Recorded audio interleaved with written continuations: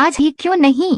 एक बार की बात है कि एक शिष्य अपने गुरुवार का बहुत आदर सम्मान किया करता था। गुरुवार भी अपने इस शिष्य से बहुत स्नेह करते थे, लेकिन वह शिष्य अपने अध्ययन के प्रति आलसी और स्वभाव से दीर्घसूत्री था। सदा स्वाध्याय से दूर भागने की कोशिश करता तथा आज के काम को कल के लिए छोड़ दिया करता था। अब गुरुजी कुछ चिंतित रहने लगे कि कहीं उनका ये शिष्य जीवन संग्राम में पराजित न हो जाए। आलस्यमय व्यक्ति को अकर्मण्य बनाने की पूरी सामर्थ्य होती है। ऐसा व्यक्ति बिना परिश्रम के ही फलोपभोग की कामना करता है। वो शीघ्र निर्णय नहीं ले सकता और यदि ले भी लेता है तो उसे कार्यान्वित नहीं कर पाता। यहाँ तक कि अपने पर्यावरण के प्रति भी सजग नहीं रहता है और न भाग्य द्वारा प्रदत्त सुअवसरों का लाभ उठाने की कला में ही प्रवीण हो पाता है। उन्होंने मन ही मन अपने शिष्य के कल्याण के लिए एक योजना बना ली। एक दिन एक काले पत्थर का एक टुकड़ा उसके हाथ में देते हुए गुरुवार जी ने कहा, डैश मैं तुम्हें यह जादुई पत्थर का टुकड़ा 2 दिन के लिए देकर कहीं दूसरे गांव जा रहा हूँ। जिस भी लोहे की वस्तु को तुम इससे स्पर्श करोगे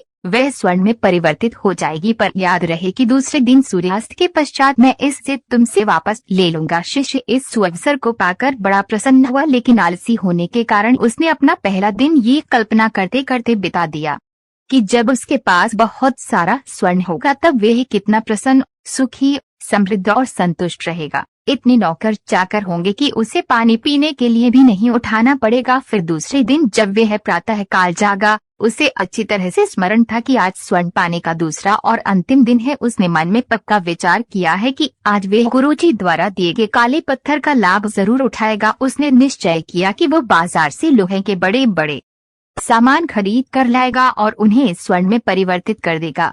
दिन बीतता गया, पर वह इसी सोच में बैठा रहा कि अभी तो बहुत समय है, कभी भी बाजार जाकर सामान लेता आएगा।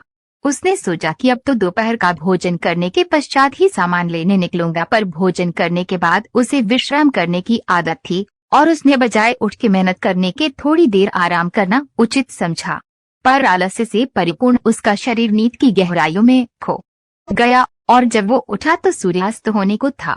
अब वह जल्दी जल्दी बाजार की तरफ भागने लगा, पर रास्ते में ही उसे गुरुजी मिल गए। उनको देखते ही वह उनके चरणों पर गिरकर उस जादुई पत्थर को एक दिन और अपने पास रखने के लिए याचना करने लगा, लेकिन गुरुजी नहीं माने और उस शिष्य का धनी होने का सपना चूर चूर हो गया। पर इस घटना की वजह से शिष्य को एक बहुत बड़ी सीख मिल गई। उसे अपने आलस्य पर पछतावा होने लगा। वह समझ गया कि आलस्य उसके जीवन के लिए एक अभिशाप है और उसने प्रण किया है कि अब वो कभी भी काम से जी नहीं चुराएगा और एक कर्मठ, सजग और सक्रिय व्यक्ति बनकर दिखाएगा।